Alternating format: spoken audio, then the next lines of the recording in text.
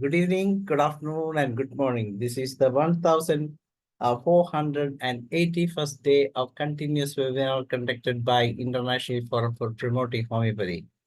Today, our guest is Professor D. Balachandran. We welcome all to the session. Let us begin the session with 1 minute silent prayer.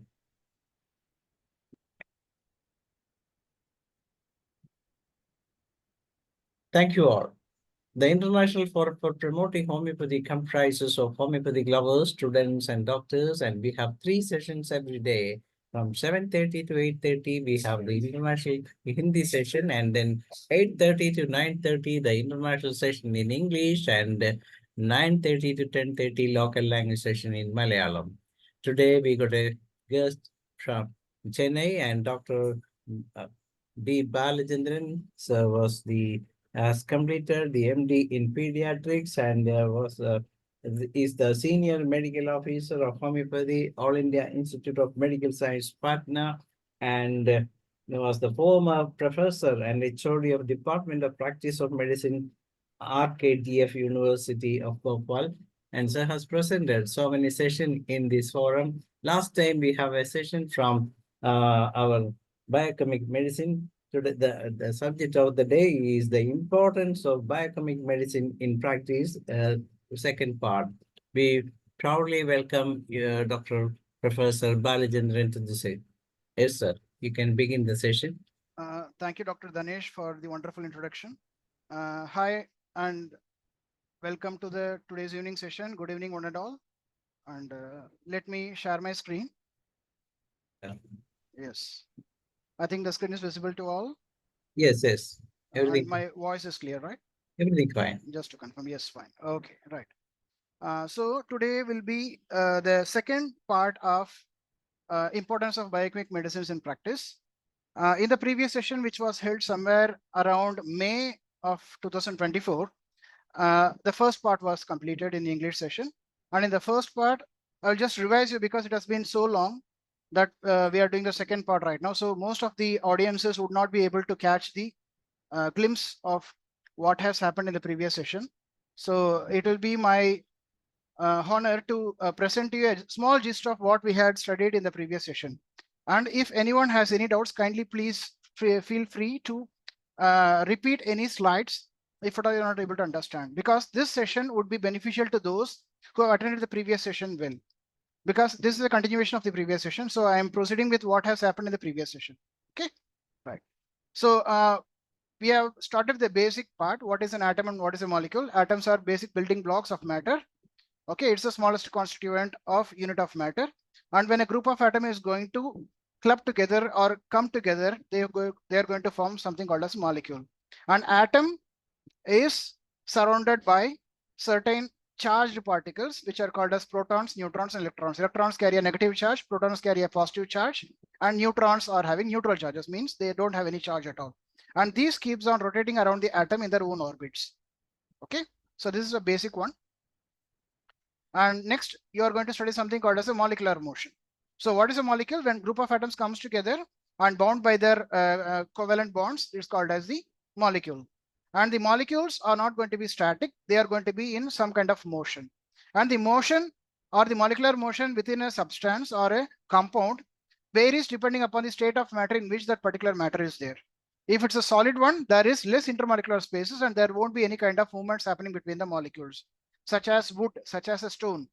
Okay, so all these are examples for a solid substance whereby the molecular motions are almost static or almost negligible. There is no movement between the molecules.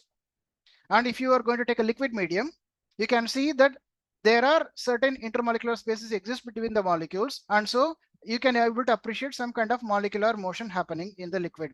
And that is why, because of the molecular motion happening, the liquid take any shape of the container. If you're going to transfer a liquid to a glass of it is going to take that shape. When you're going to transfer it to a bucket, it is going to take the shape. When you're going to transfer it to a square vessel, it is going to take the shape of a square. That's why, because the molecular motion is happening in a very limited amount in liquids, and that is why it can be able to change the shape according to the shape of the container. And then comes the gaseous form or gaseous state of matter, whereby the intermolecular spaces are very much. So the molecules can be able to freely move between them.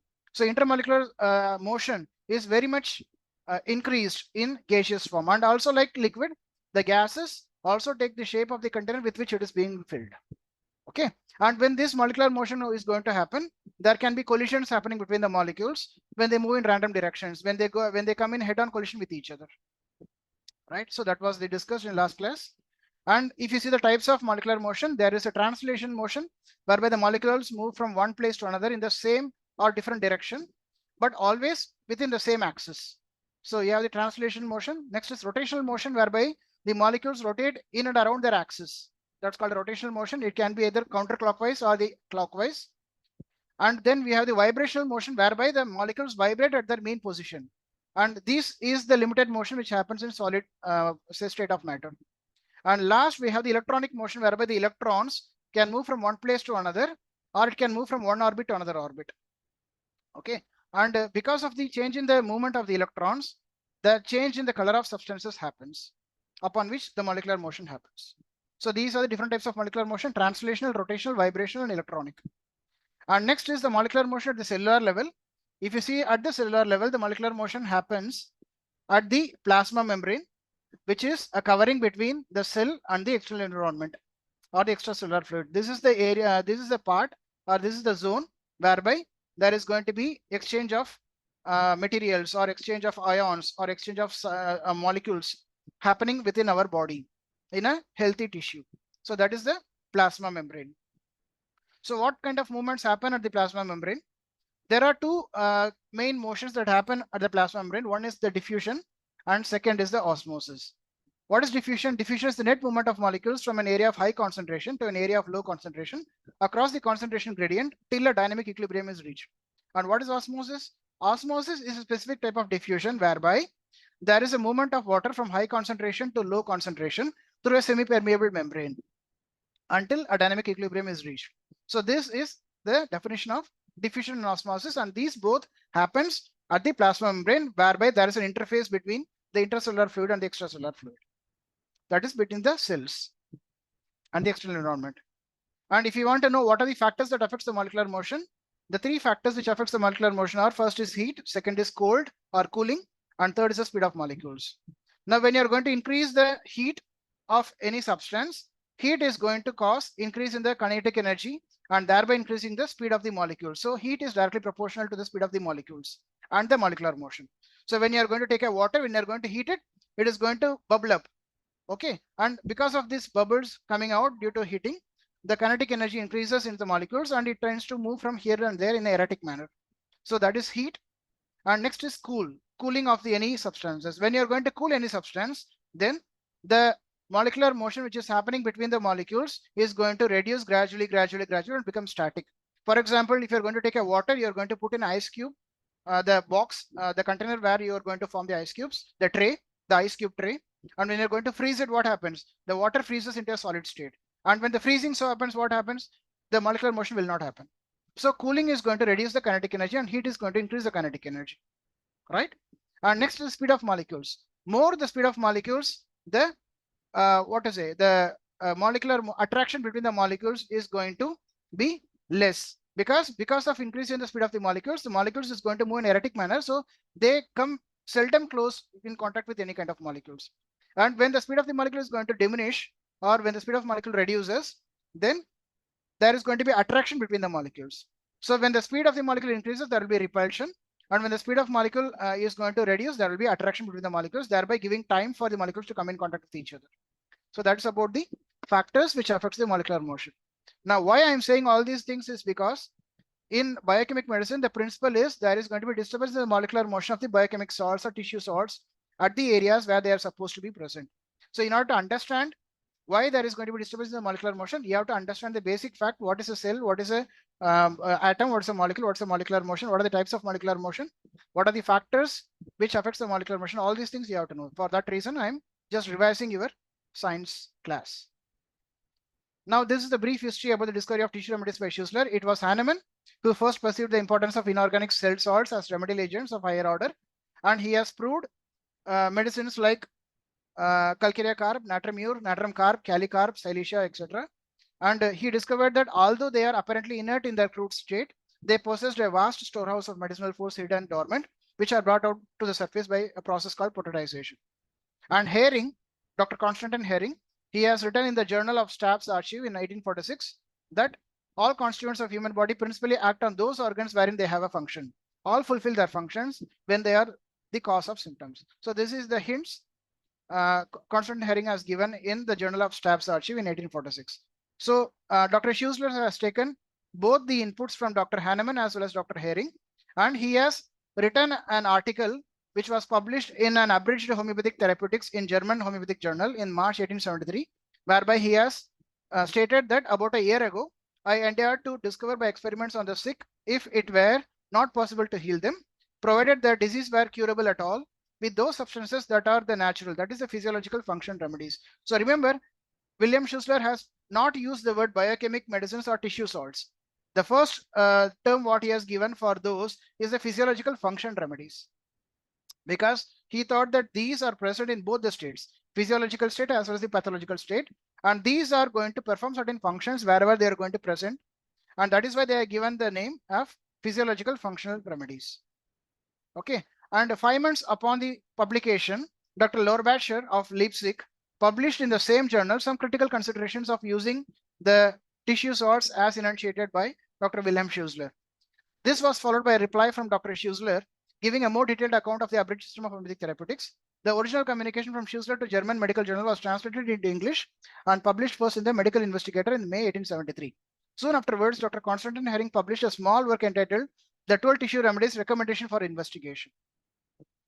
Okay, and this is the theory of Schuessler's biochemic method. When the body is being burnt, you get the ashes left over. Okay, after cremation, these ashes, when given to the laboratories, are going to find out certain analysis of these ashes, going to have certain components of the tissue salts, which are there when the human being was alive and which are left behind after being cremated after the death. So these are the ones which are present in that human being from the birth, even after the death. So these forms the basic components of the tissue salt system. Okay, right. Normally, when you read any books on tissue remedies, they usually say that tissue remedies act by supplying the deficiencies. Let me give you an example. If any patient is suffering from anemia, what do we give? We give ferrum phos 6x or ferrum phos 12x or ferrum phos 3x. And what is the idea behind it for giving ferrum phos? We normally think that anemia is due to a deficiency of iron, and when iron is being supplemented in the material quantities in a potentized manner of ferrum phos 6x or 3x or 12x, then this ferrum phos is going to supply the deficiencies of iron which is there in the body, and the anemia improves. It is not so. It is the faulty way of understanding biochemic medicine. The exact way is that every tissue salts what we study are going to have some function, some physiological function in certain area of the body. And when these tissue salts are going to be present in a nanoparticles or the molecular form only, it is not present in the material quantities, which is present in only very subtle manner. And these are always having the molecular motion. Okay, when there is going to be disturbance in the molecular motion of these biochemic tissue salts in the area where they are going to be present, that is going to displace them from the area to where it should be present to area somewhere where action is not necessary. So that causes a disturbance in the molecular motion of this particular tissue salts, leading to pathological state. And by giving the tissue remedies in the potentized form, the molecular motion which is necessary or which is required at the site of action is being supplemented by the biochemic medicines what we are going to give, and the molecular motion comes to equilibrium so that the healthy state resumes. So this is actually the fact behind the application of biochemic medicine, rather than trying to compensate the deficiency by giving the material quantities of tissue salts. And that is why we are not going to give the crude form or the mother substance form of any tissue salts. We are going to potentize it to either 3x or 6x or 12x. And when you are going to give in the dynamized form only, it executes the action better. I have a slide which explains it better way. I will show you that also, right? And these are the tissue building process, how it builds. All these are there, which I have taken in the last class only, which is not of importance in this class as we are running out of time. Right, these are the the evidences why the medicine should be given the dynamized form and all. And if you see the constitution of the blood, we have the inorganic constituents of the blood. And the inorganic constituents are given in or present in two forms, cations and anions. Cations are those which carry a positive charge on top of it, and anions are those which carry a negative charge. Okay, what are cations? Cations are those when a molecule is, or when an atom is going to lose any electrons, then it is called as a cation. There's a deficiency in the electrons, and that is why the protons levels are much and giving the positive charge in the cations. Examples are sodium, potassium, calcium, magnesium, iron. And when you see the anions, anions always carry a negative charge. And why? Because there is excess in the electrons being received, and there is an unbalanced state, and that causes a negative charge on top of it. Sulfates, phosphates, bicarbonates, chlorides all comes into the anions part, right? And these are the areas whereby the inorganic constituents or tissue salts are present in much number. In nerve cells, we have MACPHOS, CaliPhos, natrum, ferrum, calcareophos in minimal quantities. In muscle cell, we have all the above with calimure. In connective tissue, we have silicia in addition to others. In bone cells, we have calcareophos, magnesium phos, and calcarea fluor. In cartilages and mucosals, we have natriumure. In hair and crystalline lens, we have ferrum in addition to others. In elastic tissue, we have calcarea fluor. And this is the concept of health, disease, and cure according to the biochemic system of medicine. You see, in the healthy state, the cell is going to have the tissue salts, the anions and cations in the equilibrium. So you have sodium, silicon, potassium, magnesium, iron, calcium in the equilibrium.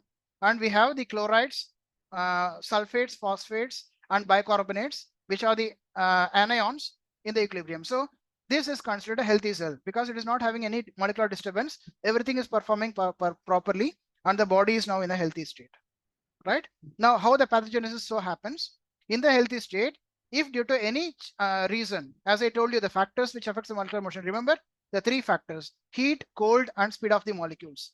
Because of any of the factors interacting, if suppose the molecular motion is disturbed of sodium and chloride, for example, and it is now leaving the place, and the molecular motion is executed somewhere else where it is not there inside the cell.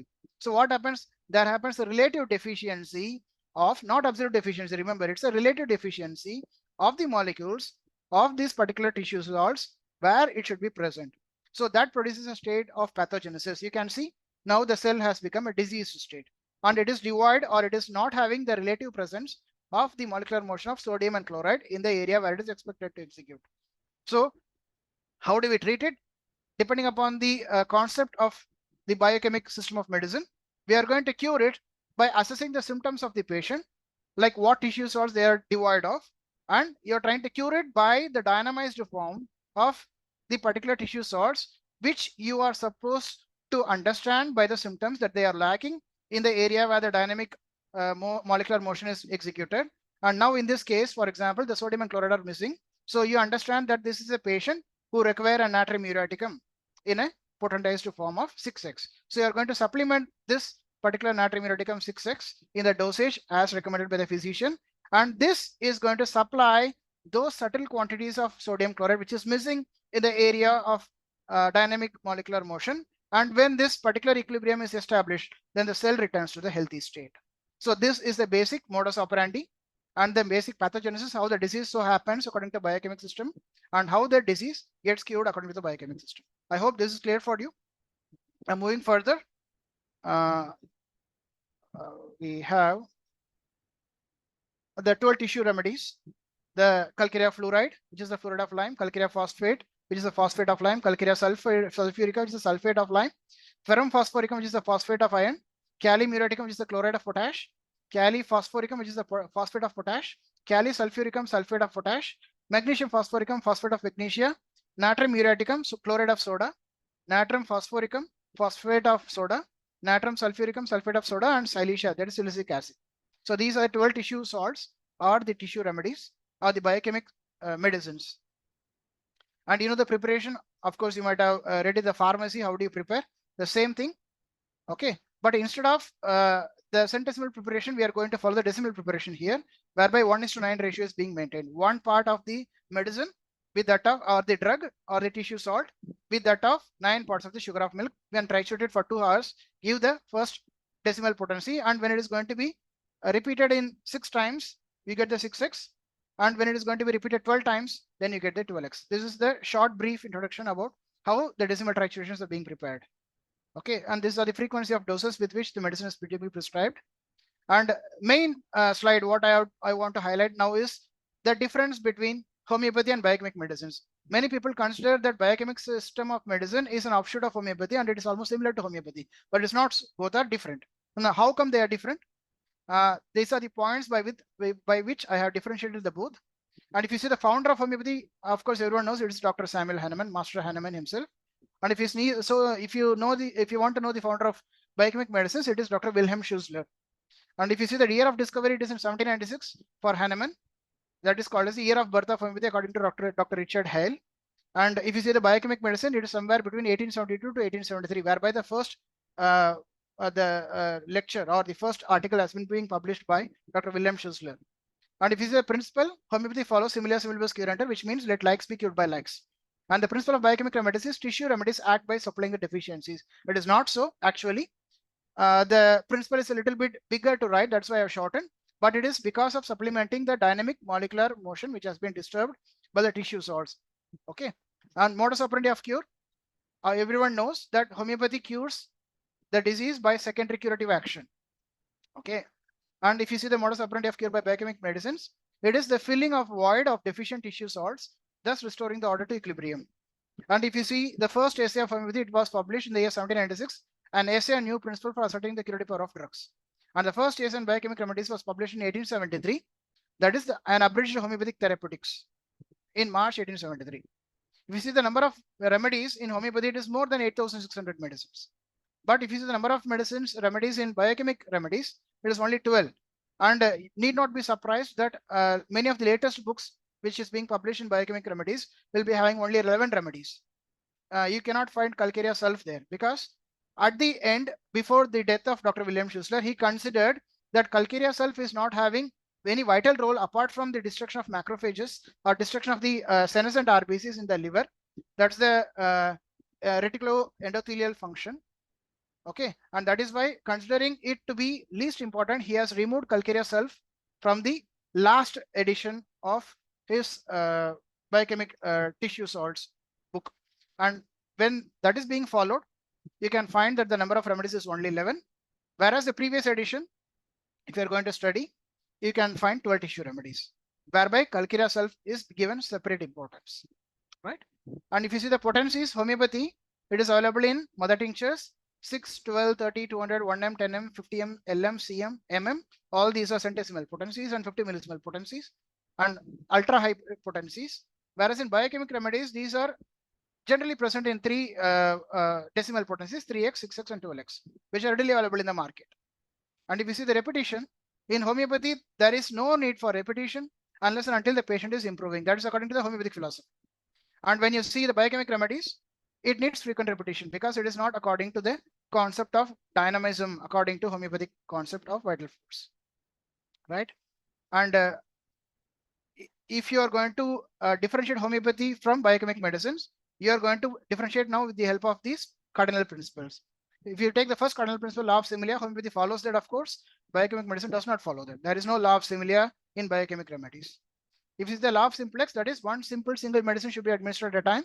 Homeopathy follows that principle.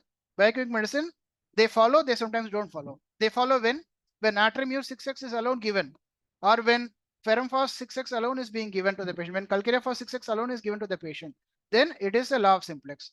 But when you are going to prescribe bio number 2, bio number 19, which is for rheumatism, bio number 20, which is for skin diseases, bio number 2 for asthma, okay, in these conditions, then it is not a law of simplex because we have multiple tissue salts which is being compounded in a single tablet.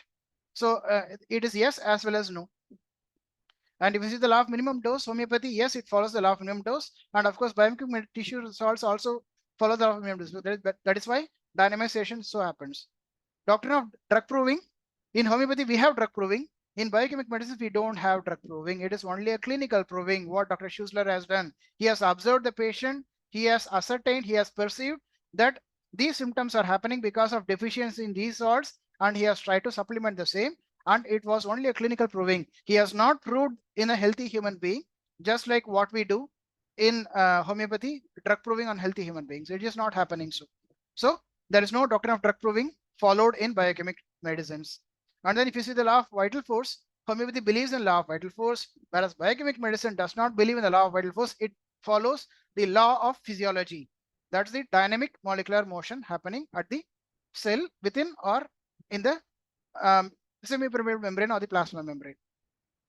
And the theory of drug dynamization. Yes, homeopathy follows. That is why we have the potency is extensive. And biochemic medicines, of course, follow theory of dynamization till 12x. They don't exit beyond that. And if you see the doctrine of chronic diseases, of course, homeopathy follows chronic diseases, whereby we have miasms, acute as well as chronic. And whereas biochemical medicines, there is no concept of miasms because they don't follow the dynamism proper, as Dr. Hahnemann has followed. And is Schusslerism homeopathy? We have a big question coming out. And the answer has been given by Dr. Schussler himself. He has said that it is not in any way related to homeopathy, claiming it as a separate system of therapeutics. Remember, I told you in the principle that Schussler has derived the idea from Dr. Hahnemann and Dr. Hering only. But later on, he has diverted his philosophy from Dr. Hahnemann as well as Hering, and he has made his system separate. These are some of the backstabs that homeopath has faced in the previous times. Many of Hahnemann's disciples have backstabbed him, and one of which is Dr. Schussler. Okay, although the idea is derived from homeopathy, he later on tried to establish his system as a separate one, and he said that it is nowhere related to homeopathy. So this is one of the backstabbing which happens, right? Now, these are the homeopathic medicines whereby the tissues remedies are present, and this is a gist. You can view that. Okay, right. So all these are, you can see homeopathic medicines, all these are herbal medicines. They are from the plant extracts, plant kingdom. And these plant kingdom are found to have these tissue remedies as a constituent when you're going to go for a laboratory testing. Okay. And now coming to today's topic. I think many of you know, when you're going to study a group study in homeopathy, we usually try to study a remedy on materia medica by what? We try to study the medicines depending upon the groups, right? We have the plant kingdom, vegetable kingdom, we have the mineral kingdom, we have the nosodes, we have the sarcodes, okay, we have the ophidias, we have the imponderables. Likewise, we have, and when we come to the mineral kingdom, how do we study the acid group? Okay, the natrum group, the kali group, the ferrum group. Okay, likewise, we have the classifications of the grouping depending upon the cations. But what I found interesting is that when you're going to study a biochemic medicine as a gist, it is better to follow the anionic grouping. And that is why I grouped it into separate classifications depending upon the anions. And first group what we are going to study now is the phosphates. Now, why I have grouped in this matter is because there is a similarity of this particular anionic group, which I will tell you now. Okay. And when you come to the phosphate group of anionic grouping in biochemic, we have the 5 phoses. And it is a famous practice in the biochemic practice is that you have the 5 phos available as a separate biochemic complex tablets. We have all the 5 phoses: ferrum phos, kali phos, natrum phos, calcarea phos, and magnesia phosphorica. That's called the 5 phos tablets, which is manufactured by many of the companies. And we have the 5 phos tonics also, whereby we have the 5 tissue salts being combined in a potentized manner or sometimes in the mother substance, and it is being given in the tonic form, which is called as the 5 phos tonic. So what is the importance of these 5 phoses and why it is grouped under the anionic grouping? And let me try to compare you simultaneously. If you see the location where these particular tissue salts are being located, if you see the ferrum phos, it is present in the hemoglobin. It is present in each and every cell. Of course, the organic basis of every cell is albumin, and every albumin contains iron. So as the cell is made up of albumin, the cell is going to be made up of iron indeed, because iron is there in albumin. When you see the kali phos, these are present in all animal fluids and tissues such as brain, nerves, muscles, and blood cells. And when you see natrum phos, it is present in blood, it is present in muscles, it is present in nerves, brain cells, intercellular fluids. When you see the location of calcarea phos, of course, it is going to give the strength or density of the bones, blood plasma and cells, saliva, gastric juice, connective tissues, teeth, and milk. Okay. And when you see the magnesium phosphorica, the location is in the muscles, nerves, bones, brain, in the gray matter of the brain, the sperm, teeth, and the blood cells. So all these are the areas whereby the particular tissue salts are present in abundant numbers. Okay. when you see the function of each and every tissue salts, ferrum phos carries the function of oxygen carrier along with Kalisulf or Kalisulfurica. Okay, so it is going to establish the function of oxygen carrier along with Kalisulf. When you see the Kaliphosphorica, the function is it is indispensable for the formation of tissues. So for tissue building or anabolic process, Kaliphos is essential. When you see the function of natrum phosphorica, it is going to help the function of decomposition of lactic acid into carbonic acid and water. So this dissociation of lactic acid into carbonic acid and water is performed by natrum phosphorica. When you see the function of calcarea phosphorica, it is absolutely essential for the proper growth and nutrition of these cells whereby they are being present. And when you see the magnesia phosphorica, the function is in the structural and functional integrity maintenance. It maintains the structural and functional integrity of muscles, nerves, bones, brain, gray matter, sperm, teeth, and blood cells. And what happens now when there is going to be a disturbance in the molecular movement of these particular each and every tissue salts? So when you're going to understand the pathogenesis of ferrum phos, what you have to remember is that when ferrum phos, there is going to be disturbance in the molecular motion. What happens because of which it is not going to be present at the area where the molecular motion is expected to be present. It is going to be performing the molecular motion somewhere else. And the reason might be because of heat, cold, or due to the speed in the molecular motion. So what happens because of which there is going to be relaxation of the muscular fibers. Okay. And when there is going to be relaxation of the muscular fibers, two pathological changes happens. One is that there is going to be a congestion. Congestion means what? The blood vessels are going to get relaxed because of the relaxation in the tunica media. That is the muscular layer of the muscle, the blood vessels. So what happens because of the relaxation of the muscular fibers? The tunica media gets relaxed, and because of which there is going to be blood which is going to get congested in the blood vessels. So congestion is one of the pathogenesis which happens because of disturbance in the molecular movement of ferrum phos due to relaxation of the muscular fibers in the blood vessels. That's the tunica media. Remember, blood vessel has three layers. The innermost is called tunica intima. The middle layer is called as the tunica media, and the outermost layer is called tunica externa, or otherwise called tunica adventitia. Okay. And because of relaxation of the muscular fibers, what happens? There can be diarrhea or else constipation. Okay. So when the movement, the muscular fibers of the intestine is going to get relaxed, what happens? There will not be peristaltic movement happening. When the peristaltic movement does not happen, what happens? There happens constipation. Okay. So this is the examples of pathogenesis which happens because of relaxation of the muscular fibers due to the disturbance of the molecular movement of ferrum phos. Right.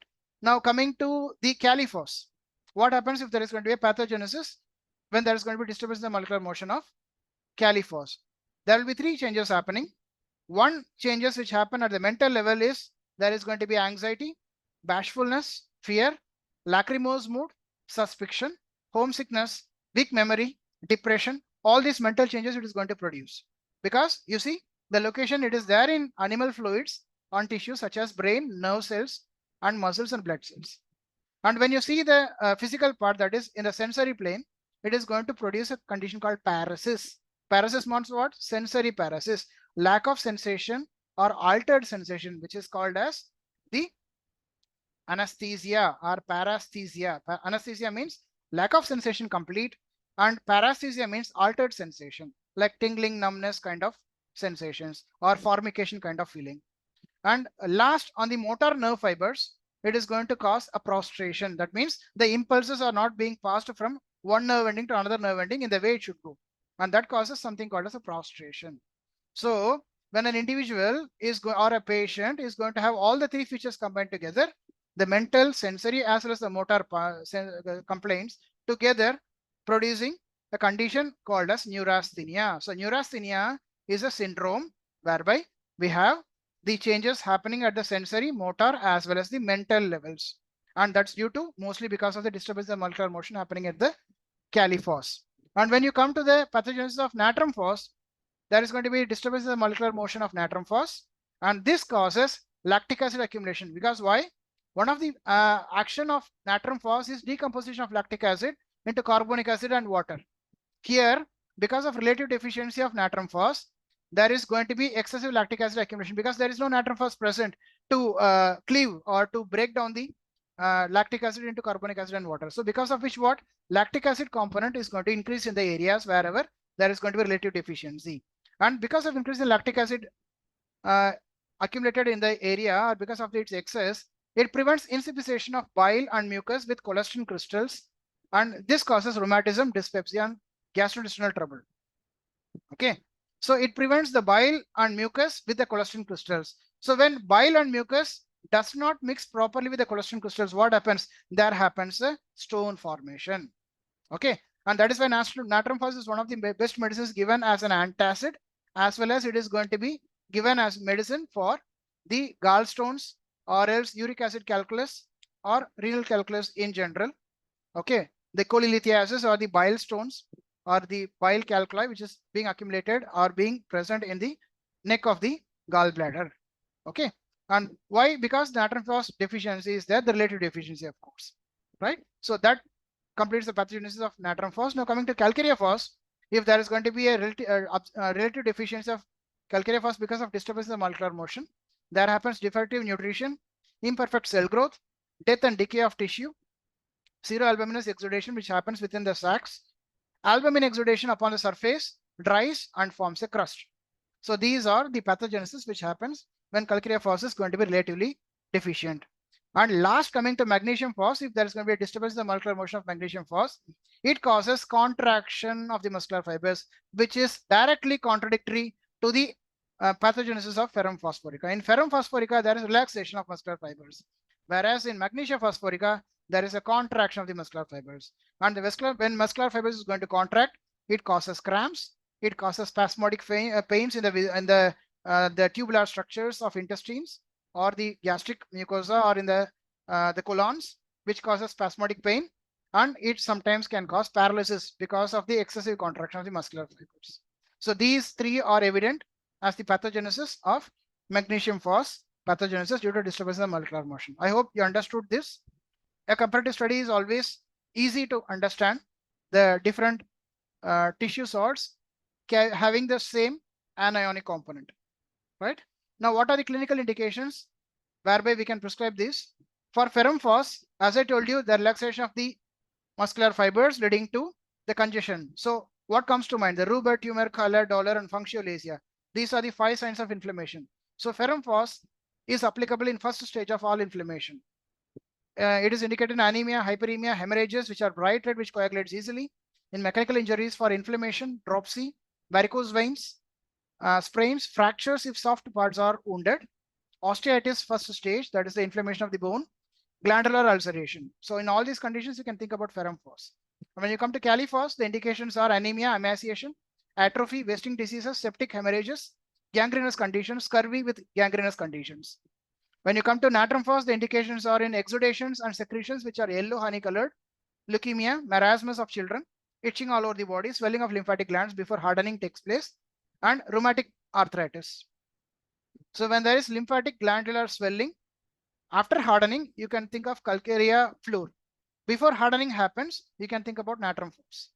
When you come to calcarea phos, the indications are anemia and chlorosis, bone diseases such as exostosis, osteophytes, non-union of fractures, rickets, polypi which are nasal, rectal, and uterine, goiter, cyst, and tumors.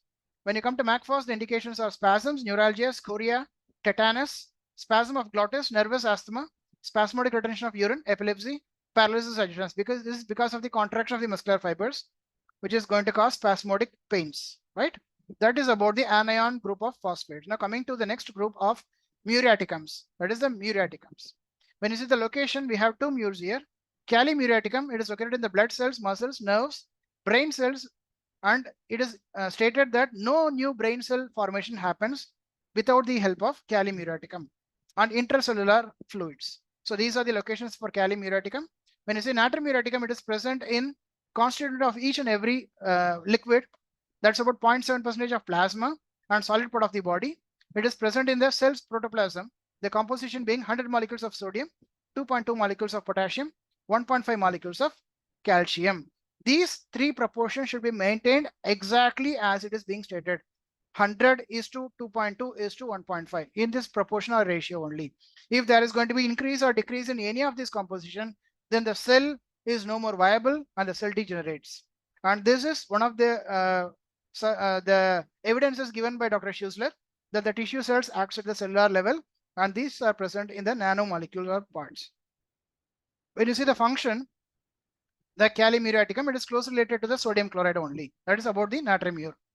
And when you see the function of sodium chloride or the natrium, it helps in the production of the cell.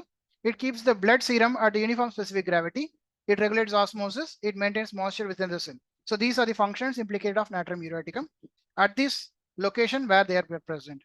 And what happens if there is going to be disturbance in the molecular motion or pathogenesis of calimure? When there is disturbance in the molecular motion of calimuriaticum, there appears fibrinous exudation. Fibrinous exudation means thread-like exudates, which can be long, which can be drawn like a long thread, just like you have the calibichromicum discharges. You can see that the nasal discharge or the vaginal discharge, wherever the discharges are being present, it can be taken, or it can be drawn like a long strings. So that's called as the fibrinous exudations, like a fibrin thread. The color can be white or whitish gray. And this leads to two things. That is, they either lead to blister formation because of fibrinous exudation, or they dry up.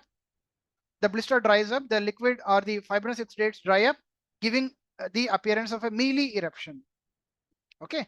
And when you come to the natrium, the pathogenesis, if there is going to be disturbance in the molecular motion of the natrium, then there is going to be intracellular retention of water. And when the water is going to get logged inside the intracellular space, there happens a dropsy and edema. Dropsy is what? Generalized to swelling of the body, and edema is a specific tissue swelling, whereby there is going to be water logging happening.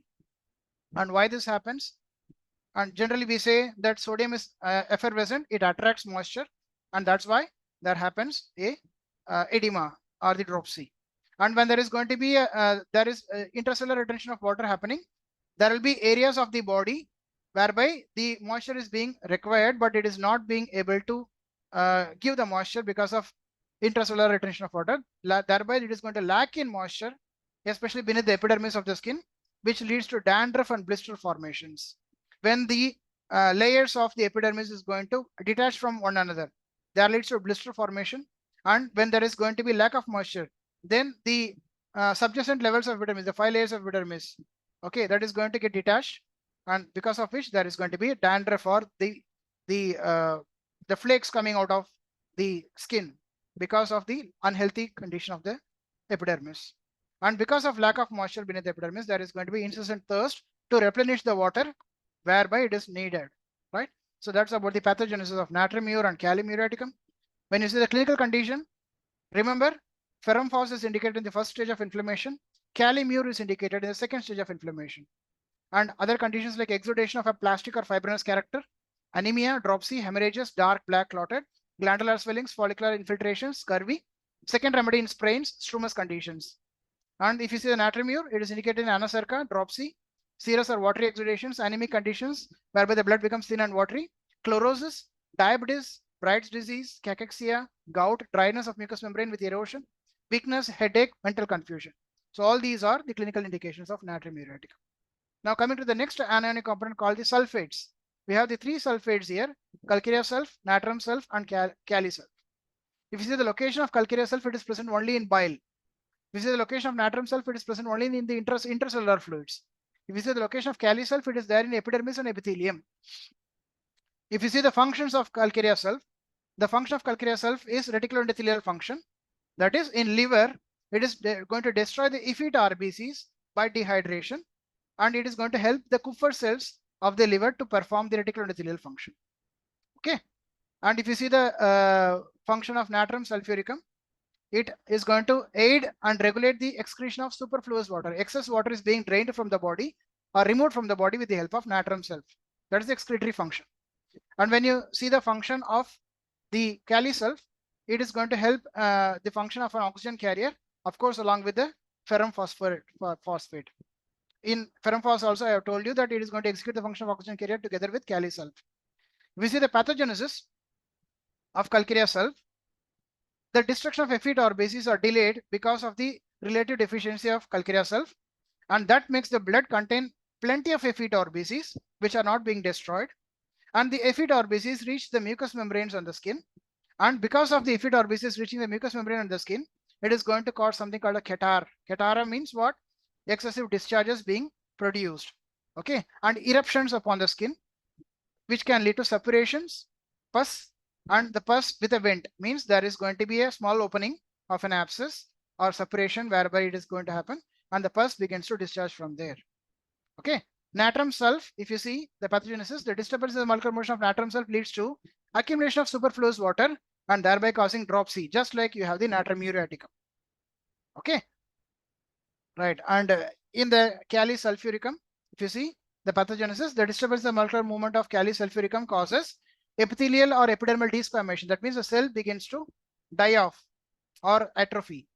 And we have the yellow slimy deposit on the tongue, watery, slimy, thin or decidedly yellowish or greenish discharge, and secretions from any mucous membrane. This follows the chemical analog for pulsatilla. In the pulsatilla also you find the same thing. The discharges which are yellowish or greenish in nature from any mucous outlets which are thin or thick in nature. And so the chemical analog of pulsatilla follows this kali sulfuricum. Okay. In some of the books, it has been given that Califos is the chemical analog, but actually it is Kali sulf, which is the chemical analog, right? These are the clinical indications for calcarea sulf. It is given in abscesses, serous swellings, cystic tumors, malignant growths after ulceration has set in. And if it is an natrum sulf, we have edema, smooth swelling, infiltration, hydrogenate constitution, pyemia. And Kali sulf, you see, it comes in the third stage of inflammation. So first stage is ferrum phos, second stage is calimure, and third stage is Kali sulf, whereby the inflammation is going to get next to the healing part. So we have the third stage of inflammation, evening rise in temperature, aggravation from heated room and amelioration in the cool air. Again, the pulsatilla modality, aggravation from heated room and amelioration in the cool open air. They're just like pulsatilla, right? Now coming to the last anionic grouping. Here we don't have any common anionic group because only one anion, the cationic component which is having the fluoride as anion is calcarea fluor, and silicea is nothing but silicic acid. So they don't have common anionic grouping. That is why it is dealt with separately at the last. So if you see the location of calcarea fluor, it is present in the surface of bones and enamel of teeth. It's a constituent of elastic fibers, skin, connective tissue, vascular walls, etc., and the epidermis. And when you see the location of silicic acid or silicea, it is present in the ashes of blood, bile, urine, epidermis, hair, nails, connective tissue, and the nerve fibers. This is the function of calcarea fluor. It maintains the structural and functional integrity of the particular tissue components whereby it is being present. And when you see the silicea, it maintains again, just like the calcarea fluor, maintains the structural and functional integrity of the components whereby they are being present. And coming to the most important part, that the pathogenesis. If you see the calcarea fluor, any disturbance in the molecular motion of the calcarea fluor is going to cause relaxation of the elastic fibers. And when the elastic fiber is going to get relaxed, what happens? Just like you have the blood vessels and lymphatics, it is going to cause continued dilatation. And when there is going to be continued dilatation of this particular blood vessels or lymphatics, elastic fibers, it is going to produce a condition called as induration. Induration means what? Swelling up or hardening up. Okay. And when there is going to be non-absorption of exudate due to relaxation of the lymphatics, then what happens? There is going to be pooling of the lymph in the area of the lymphatics whereby this particular calcarea fluor is relatively deficient. So what happens? That causes induration of the lymphatics. Okay. Lymphangitis, lymphedema kind of conditions. And there also causes, because of non-absorption of exudate, it produces a keratin exudate which is hard in nature. And this induration together with keratin exudate is going to leave a hard knotty exudation on the surface of the bones, which is what you call as the osteophytes, or we can otherwise say that they are nothing but the exostosis which happens on the surface of the bones. Okay, so there can be bony induration, there can be a tissue induration. Tissue induration leads to swelling, okay, and bony induration leads to exostosis kind of condition. So this is the pathogenesis for calcarea fluor. And when you understand the silicea, what happens? There is going to be disturbance in the molecular motion of silicea, right? And because of which, what happens? The turgescence of the cells of the connective tissue happens, and that can lead to either atrophy or malnutrition. And both of which, atrophy as well as malnutrition, leads to a suppuration and pus formation. And the pus character is thick and yellowish in nature. So in suppurative conditions whereby a foreign body has entered the tissues or the subjacent parts of the skin, And if that foreign body is not getting exudated, that is going to develop a suppuration and it is going to form a boil or an abscess. And when you are going to give silicea in the low potencies, it is going to remove the abscess. So silicea can be used in both ways. When you are going to give in lower potencies, it is going to promote suppuration and discharge the particular foreign body which has been the sustained inside. Or when you are going to give in the high potencies, it is going to abort the case whereby the pus formation has not yet happened, only the inflammation is there, right? So that's about the silicea, and this silicea is called a surgeon's knife, because you generally what you do when there is going to be a separation, the surgeon is going to go for a incision called Hilton's incision. Okay, they're going to put a plus kind of sign, the cross kind of sign on the surface of the skin with the scalpel. They're going to cut over the edges of the skin. They're going to make a cavity, abscess cavity. They're going to drain away all the fluids which has been accumulated inside. That's the pus.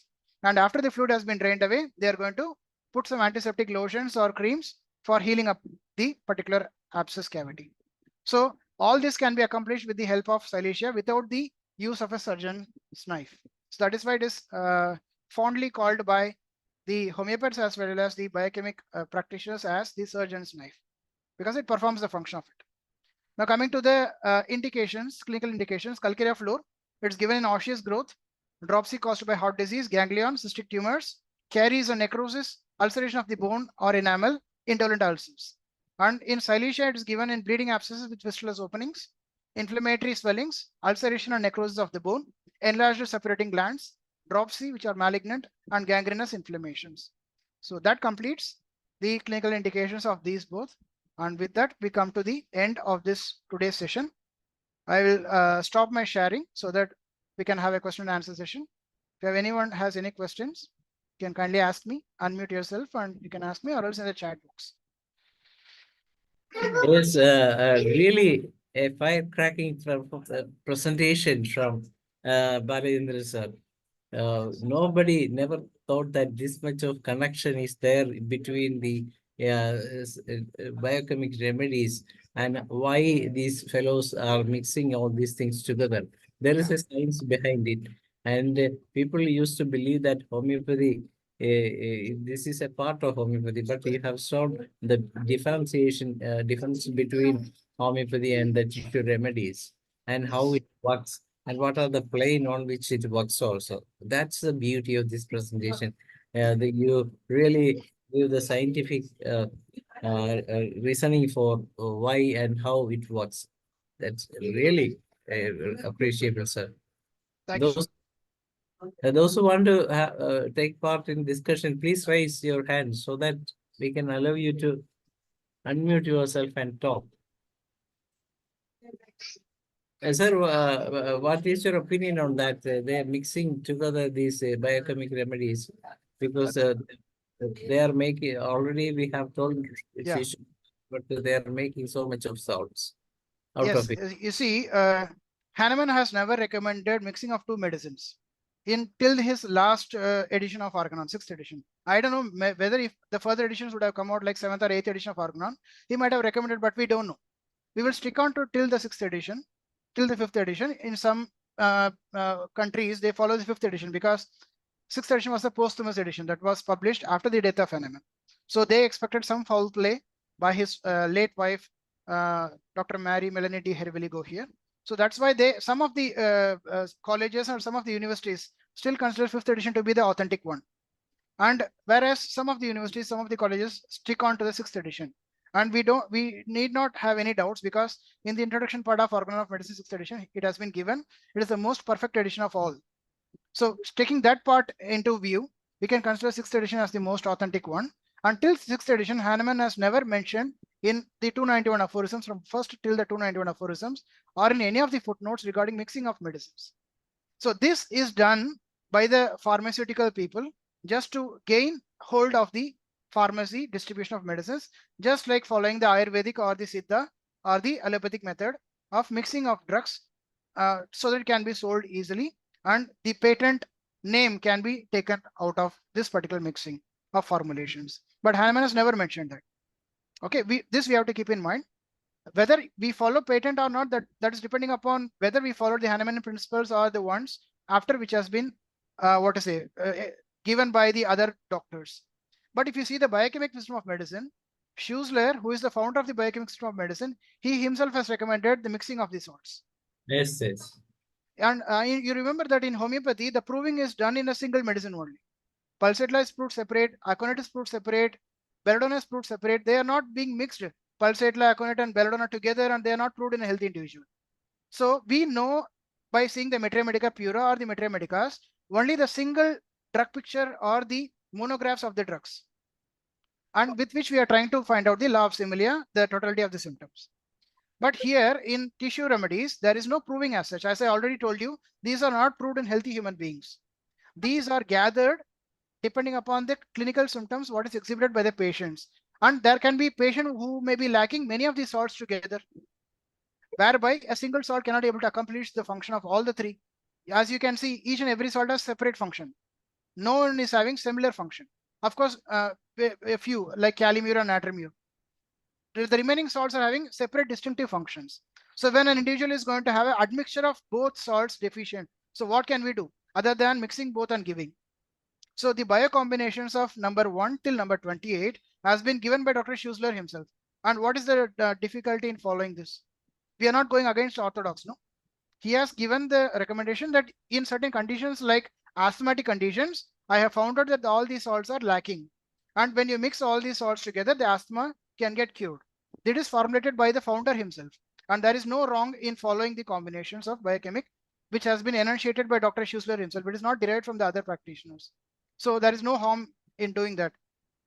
Okay, sir, that's a very good answer. We never thought in that way. That's why I asked as a question, because I thought that we thought that it is because the pharmacies that they are making, but it is entirely different. Thank you. Yes. Now I invited Dr. Maria Salceda from Bolivia to say also thanks to the session, as well as you can communicate to the doctor. Yes, please unmute. Thanks, Dr. Ganesh. Good evening to all of you, and good morning here in America. Thanks, Dr. Balachandran ji. It was an amazing conference. Sorry for my video. It's not working today. Sorry for that. And it was an amazing conference because here in America, we don't use these tissue salts. So you enrich our practice. And then I have a question for you. Yeah. I noticed that there you use like a pills presentation, pharmacological presentation like a pills. Here in America, we just have like a globulis. Do you have some experience of that? Is the same thing to use pills or use globulis? How much dose you indicate in that cases, and how many time you use that tissue remedies? Ma'am, tissue remedies are not being present in the pills or globules form. They are given as tablets, small tablets. Okay, they are measured in grains of tablets. Because the globules is what, it's a vehicle whereby you medicate the diluted medicine or the attenuations, what we call as, and we prepare a medicated globule and we give to the patient. This is the homeopathic method of administering the medicines, right? In biochemic system of medicine, we don't have dilutions as such. We have only the tablets which is being manufactured in the company itself, and it is being present in a small glass containers, which is of a 25 grains, or else we have the 450 grams of tablets, which is called as a pound, likewise. So the general dosage, the size does not vary almost. It's almost of a similar size, but if you compare the sizes with that of Dr. Riekweg or Dr. Schwabe, then there will be a small changes in the size. The Riekweg preparations will be slightly bigger in size when you compare it with the SBL, which is there in our India commonly, and when you compare it with the companies like Schwabe, right? And the dosage has been mentioned already, that if it's in the adult dosage, then you can give 4 tablets thrice a day or 4 times a day, depending upon the conditions warranting its repetition. And if it's in the children, you can start with 1 tablet thrice a day, depending upon the age. If there's an infant, of course, you can give 1 tablet thrice a day. If it's a children, you can go with 2 or 3, depending upon the age group. Adolescent, you can give 3 to 4. So likewise is the standard recommended dispensing of this particular tablet form. We don't have liquid dilutions, which is being presented in the pharmacy for commercial use. Okay. I hope this answered your question, Dr. Mariam. Yes. Yes. Thank you very much, Dr. Balachandran ji. Thank you very much. It was an amazing conference. Thanks for improving our practice with this new knowledge. And we hope to have more conference from you. Thanks, Dr. Ganesh, and thanks for all for the attendance. Thank you, Dr. Marian. Thank you, Dr. Marian, and thank you all for joining this session. Thank you once again, Dr. Balachandran. It's really an amazing session from you. We hope some more presentation in the future. Hope by next month or so. Thank you. Tomorrow we will have a session from an international doctors, two international doctors. They are from Argentina, Dr. Graciela Angela Berasto and Dr. Mon Los Angeles Susana from Costa Rica. And it will be, there will be a translation by Dr. Mariam Salcedo. Thank you all. Good night. Hope all of you will be back to us tomorrow at the same time.